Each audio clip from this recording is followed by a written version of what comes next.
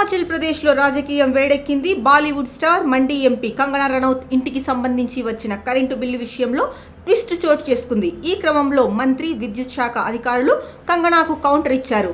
కంగనా ఇంటికి వచ్చిన బిల్లు ₹1,00,000 కాదని 55,000 మాత్రమేనని, గతంలో చెల్లించని బిల్లుల కారణంగా ₹91,100గా పూర్తి బిల్లు వచ్చిందని క్లారిటీ ఇచ్చారు.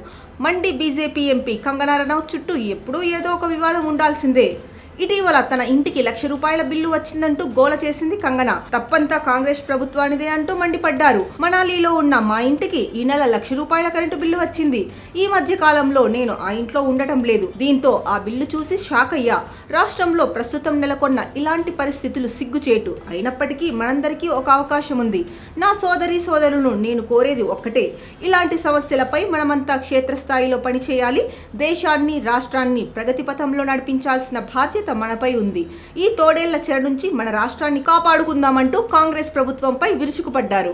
దీంతో రంగంలోకి దిగిన విద్యుత్ శాఖ అధికారులు బిల్లుపై ఆరా తీశారు. ఎంపీ కంగనా ఆరోపణలపై Himachal Pradesh HPSCBL managing director Sandeep Kumar స్పందించారు. ఈ క్రమంలో కంగనాకు ₹55,000 కేవలం ఈ నెల బిల్లు మాత్రమేనని క్లారిటీ ఇచ్చారు. కానీ ఆమె గతంలో చెల్లించని బిల్లులు కూడా కలిపి ₹91,100గా పూర్తి బిల్లు వచ్చిందని చెప్పారు.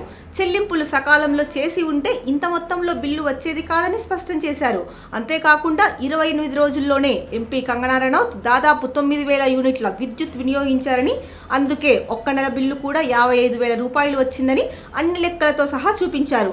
ఇదే సమయంలో తాము కంగనాకు ₹700 సబ్సిడీ కూడా ఇచ్చినట్లు తెలిపారు. దీంతో కంగనాకు బిగ్ షాక్ తగిలింది. మరోవైపు ఈ వ్యవహారంపై రాష్ట్ర ప్రజాపనుల శాఖ మంత్రి విక్రమాదిత్య సింగ్ స్పందించారు. ఈ సందర్భంగా ఆయన మాట్లాడుతూ, మేడం కరెంటు బిల్లులు చెల్లించరు, అంతటితో ఆగకుండా ప్రభుత్వాన్నే నిందిస్తారు, ప్రజావేదికలపై గోల చేస్తారు, ప్రభుత్వంపై ఆరోపణలు చేస్తారు అంటూ ఘాటు విమర్శలు చేశారు. ఇప్పటికైనా కళ్ళు పెద్దవి చేసి బిల్లును చూడండి అంటూ చురకలంటించారు.